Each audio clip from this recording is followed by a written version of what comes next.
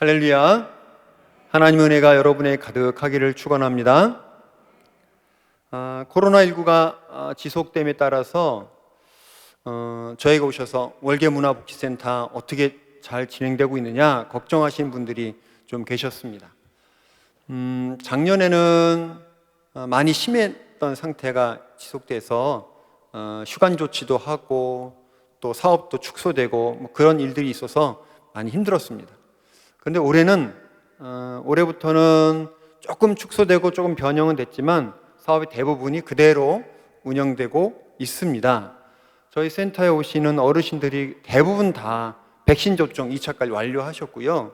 저희 직원들은 의무적으로 또 다 접종을 다 끝냈기 때문에 저희 센터가 비교적 안전한 곳이었기 때문에 여러 사업들을 그대로 진행할 수 있었습니다. 매일 운영하던 경로식당 대신에 일주일치 대체식을 준비해서 어르신들에게 다 전달해 드렸고요. 또 주 2회 반찬을 배달하는 일이 있었는데 그건 그대로 계속 어르신들에게 배달해 드리고 있습니다. 또 저희 센터 안에 물리치료실이 있는데요. 그건 매일 똑같이 운영하고 있고 또 노원보건소와 연계해서 치매 진단 같은 의료 서비스도 계속하고 있습니다. 실버문화교실은 수강 인원을 좀 축소한 상태에서 진행하고 있고요. 대신 활동성이 많은 체육 프로그램이나 노래교실 같은 거는 영상을 촬영해서 카카오 채널로 이렇게 보내드리고 있습니다. 저희 센터에 오시면 아시겠지만 옥상에 올라오면 텃밭이 있습니다. 꽤 큰 텃밭이 있어서 그 텃밭 커뮤니티에 가입하신 어르신들에게 땅을 좀 나눠드렸어요. 그래서 어르신들이 거기다 가지나 고추, 상추, 요즘은 배추, 무까지 심으셨는데 그걸 관리해서 적당한 열매들을 또 가져가시고 이렇게 있습니다. 외부 공모 사업에 저희 직원들이 신청을 해서 당선된 것들이 몇 개 있어서 거기 음식이라든가 생활용품들을 받으면 또 필요한 분들에게 전달해 드리고 있습니다. 그리고 저희 센터 안에 달빛 카페가 있는데 거리두기 규정 지키면서 계속 운영하고 있고요. 광운대 뒤쪽에 있는 월계 청춘 카페는 그 포장 판매만 현재 하고 있는 상태입니다. 그리고 지난 5월하고 10월에는 어버이날 행사, 또 노인의 날 행사 진행했습니다. 많이 모여서 할 수는 없기 때문에 역시 축소된 상태에서 있지만 선물도 드리고 작은 행사들도 진행해 드렸습니다. 그리고 어린이들 대상으로 하는 프로그램들 조금 축소됐지만 역시 그대로 운영하고 있고요.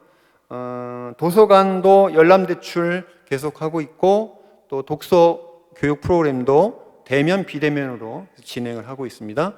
도서 권수도 이제 16,000권에 다다르게 해서 많은 양을 보유하고 있습니다. 그리고 올해 코로나 때문에 새롭게 시작한 프로그램이 몇 가지가 있습니다. 첫 번째는 먹거리 품앗이라는 사업입니다.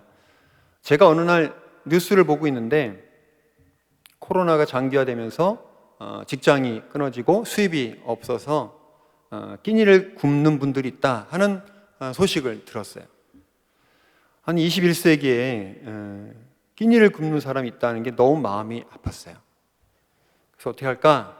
이 문제를 해결해야겠다. 최소한 월계문화복지센터가 있는 한 이 월계동 지역에 굶는 사람이 있어서는 안 되겠다. 그런 마음을 갖게 돼서 이 사업을 시작했습니다.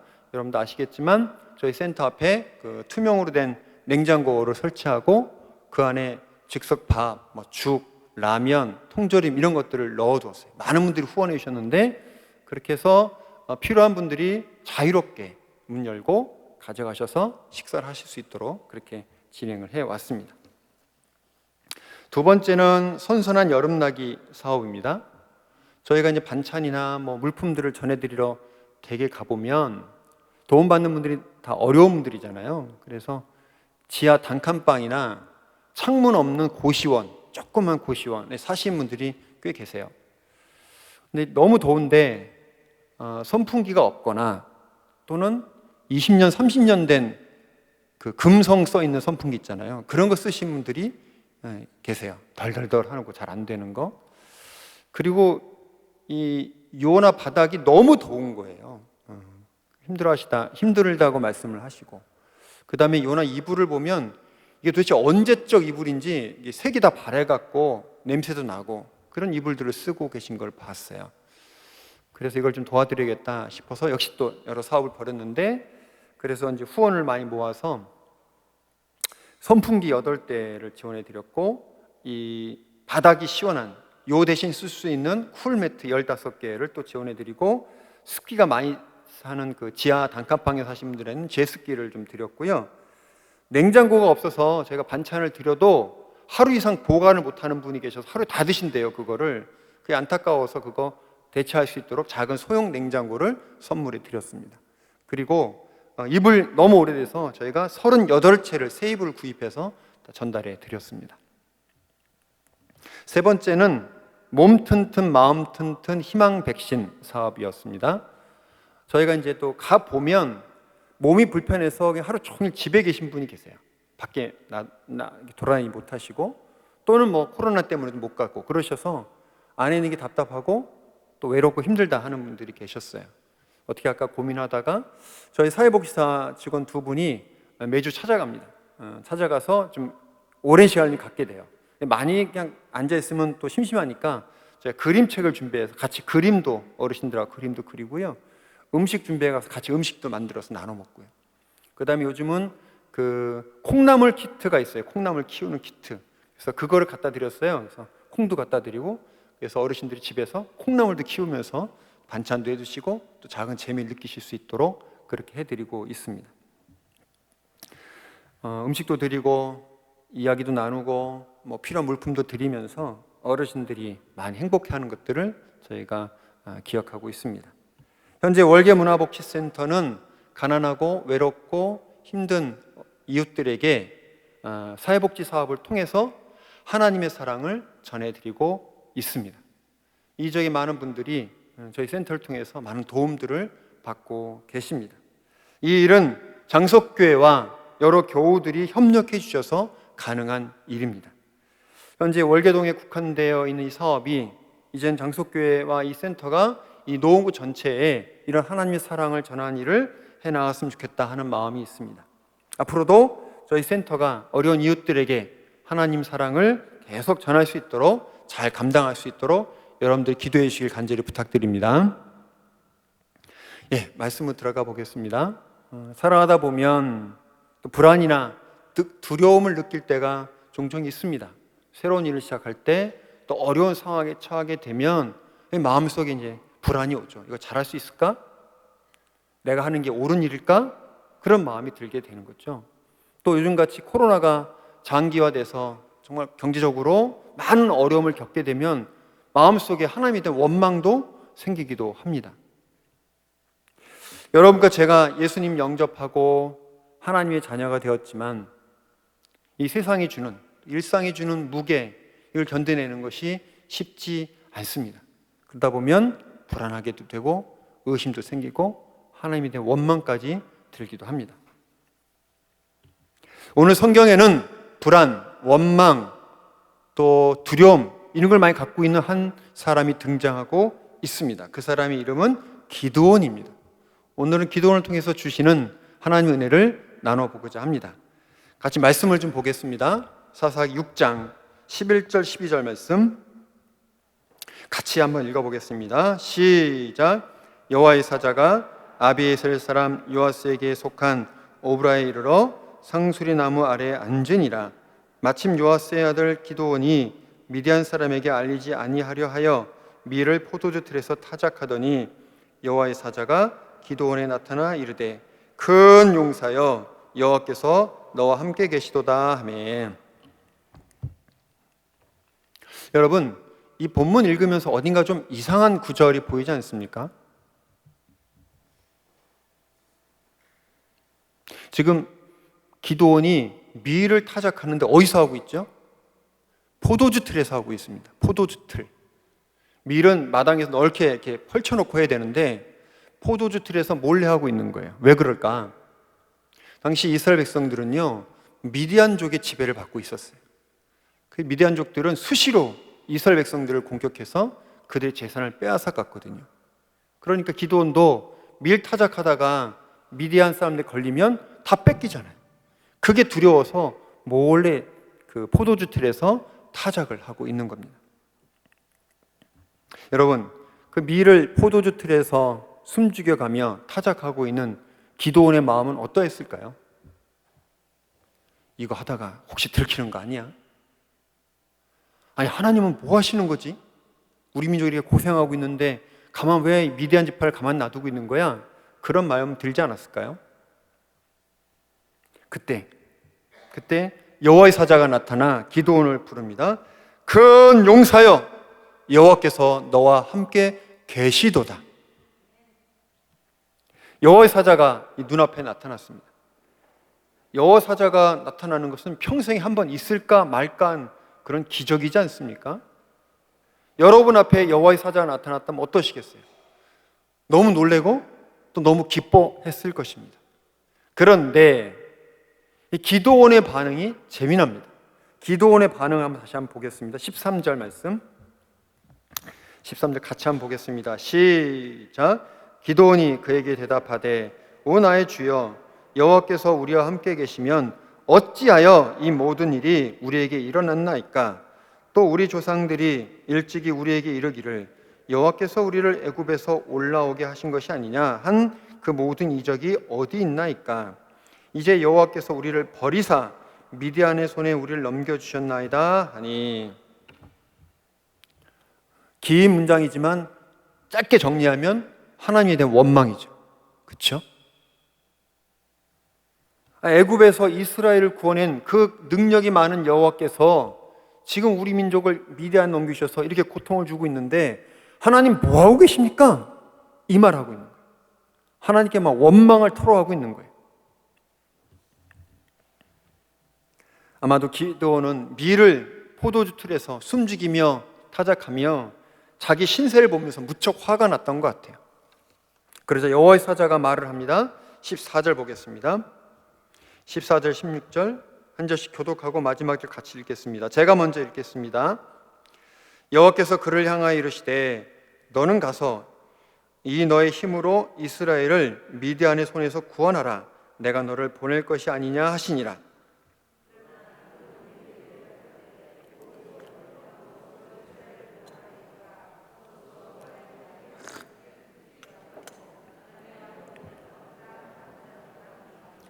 같이 읽겠습니다. 여호와께서 그에게 이르시되 내가 반드시 너와 함께하리니 내가 미디안 사람 치기를 한 사람을 치듯 하리라 하시니라. 아멘. 기드온, 네가 가서 이스라엘 구원해봐. 이게 여호와의 명령입니다. 기드온이 하나님께 원망하고 있을 때 하나님은 기드온에게 이스라엘 구할 것을 명령하고 계십니다. 너무나 당황스럽죠. 미디안족 무서워서 지금 몰래 그 밀타작하고 있는 기드온에게, 므낫세 지파 중에서도 별것 없는 기드온에게 나라를 구하라고 하니까 기드온 좀 당황스러웠을 거예요. 이것은 마치 코로나 상황이 장기되면서 큰 회사가 지금 부도 직전에 놓여 있는데 말단 직원한테 회사를 좀 구출해내봐 라고 말하는 것과 비교할까요? 이거는 나라를 살리는 거니까 비교할 수 없을 정도로 더 힘들고 당황스러운 상황일 것입니다. 그러자 기드온이 말합니다. 그 말이 사실이면 표징을 보여주십시오. 그 말씀이 불안하고 의심이 가니까 확실한 표징을 보여주면 제가 믿겠습니다. 그리고 기드온은 가서 무기와 병과 고기를 가져다가 바위에 놔요. 그래서 여호와의 사자가 지팡이를 쫙 향하죠. 바위에서 불이 나오면서 그 무기와 병과 고기를 다 태우는 놀라운 기적이 벌어집니다. 그리고 얼마 후에 미디안과 아말렉과 동방 사람들 연합군 13만 5천 명이 이스라엘을 공격하려고 이제 무리를 지어서 쳐들어오고 있습니다. 이때 기드온이 사람들을 여러 지파에 보내서 군대를 소집하게 합니다. 이 전쟁 앞두고 기드온이 확신에 차서 군대를 모으는 것처럼 보였습니다. 그런데 기드온이 전쟁을 앞두고 군대를 모으는 거 앞두고 갑자기 하나님께 이런 말을 합니다. 6장 36절을 보겠습니다. 36절부터 40절까지 길지만 한 절씩 교독하겠습니다. 기드온이 하나님께 여쭈되 주께서 이미 말씀하신 같이 내 손으로 이스라엘 구원하시려거든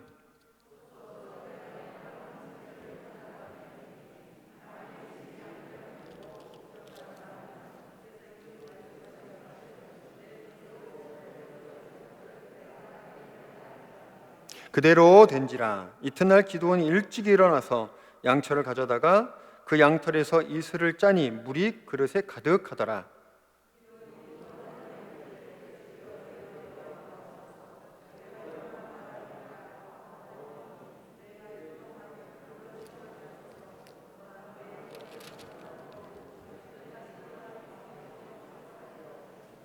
다 같이요. 그 밤에 하나님이 그대로 행하시니 곧 양털만 마르고 그 주변 땅에는 다 이슬이 있었더라. 기드온이 말합니다. 양털을 땅에 두었을 때 이슬이 양털에만 묻고 다른 땅은 말라 있으면 하나님이 이스라엘 구원할 줄 믿겠습니다. 그럴 때 하나님께서 그렇게 해주셨어요. 그래서 그 다음날 또 이럽니다. 그럼 하나님, 땅은 말라 있고, 땅은 젖어 있고 양털 위에만, 제가 말을 틀렸나요? 예, 양털은 마르고 땅에 이슬이 있게 하면 믿겠습니다. 이렇게 말하죠. 양털은 마르고 땅에 이슬이 있게 하면 제가 믿겠습니다. 그렇게 하나님께 요청을 하죠. 그랬더니 하나님께서 또 그대로 이루어 주십니다. 이 사건 전에, 이 기적 전에 바위에서 불이 나와서 무교병과 고기를 태우는 걸 봤잖아요. 하나님이 역사하신 거 봤어요. 그래서 이스라엘 사람들 지파에 군대를 보내서 사람들 모으고 전쟁을 준비하고 있었어요. 그런데 그 와중에 기드온이 또 불안한 거예요. 또 의심이 가는 거예요. 그래서 하나님께 지금 같은 양털에만 이슬이 맺히고 땅은 마르고 또 반대로 그런 일 보여주면 제가 진짜 믿겠습니다라고 말하고 있는 겁니다. 하나님 들으시면서 참 웃음이 나셨을 거예요. 왜 이렇게 못 믿지 이 녀석이? 그럼에도 불구하고 하나님이 화내지 않으시고 그대로 해 주십니다.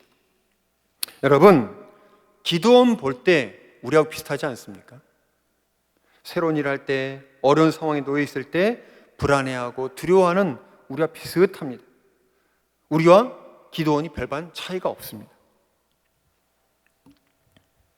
드디어 군사들이 모였습니다. 몇 명이 모였냐면 32,000명이 모였습니다. 32,000명, 이제 싸워볼 만한 숫자입니다. 그런데 하나님께서 말씀하셔요. 너무 많다. 너무 많다. 저 많은 숫자 갖고 나가서 이기면 하나님의 능력이 아니라 이스라엘 군대의 능력으로 전쟁에 이겼다라고 착각할 수 있으니 저 사람들 다 쓰면 안 되겠다. 기드온이 명령합니다. 가서 두려운 자는 돌아가라고 해라. 그래서 기드온이 가서 두려운 사람 돌아가십시오. 그랬더니 22,000명이 돌아가고 10,000명이 남았습니다. 10,000명, 이 정도면 또 싸워볼 만하죠. 근데 하나님 말씀하십니다. 이것도 많다. 10,000명도 많다.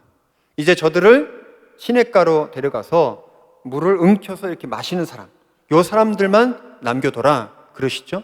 그래서 모두 몇 명이 남습니까? 300명이 남잖아요. 300명. 겨우 300명 데리고 전쟁터에 나가려고 했을 때 기드온의 마음이 어땠을까요?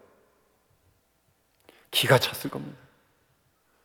아니, 저쪽은 13만 5천 명이 왔는데 300명 데리고 전쟁을 하나니 300명이 일단 100으로 싸워도 안 되는 거잖아요. 이건 해봤자 안 되는 전쟁, 이거는 분명히 패배가 분명한 거야. 그런 마음이 들었을 거예요. 막 불안하고 답답하고 막 화가 났을 거예요. 하나님께서는 기드온이 이런 마음 갖고 있는 거 다 아셨죠. 그래서 불안해하는 기드온을 위해서 또 한 번의 표징을 보여줍니다. 뭡니까? 그 밤에 미디안 군대의 진영으로 내려가 봐라. 하나님께서 명령하시는 거예요. 내려가 보면 너희가 이길 것을 분명 확신할 수 있는 표징을 보게 될 것이다. 그렇게 가르쳐 주시죠. 사사기 7장을 보겠습니다. 사사기 7장 13절 14절 말씀 같이 읽겠습니다. 시작. 기드온이 그곳에 이른즉 어떤 사람이 그의 친구에게 꿈을 말하여 이르기를 보라, 내가 한 꿈을 꾸었는데 꿈에 보리떡 한 덩어리가 미디안 진영으로 굴러 들어와 한 장막에 이르러 그것을 쳐서 무너뜨려 위쪽으로 엎으니 그 장막이 쓰러지더라. 그의 친구가 대답하여 이르되 이는 다른 것이 아니라 이스라엘 사람 요아스의 아들 기드온의 칼이라. 하나님이 미드안과 그 모든 진영을 그의 손에 넘겨주셨느니라 하더라. 아멘. 기드온이 몰래 밤에 미디안 군인들 사이에 들어갔더니 꿈 이야기를 하고 있는 거예요. 꿈 얘기를 들어보면 뭡니까? 하나님께서 미디안 군대를 기드온의 손에 넘겨줄 것이다. 우리는 망했다.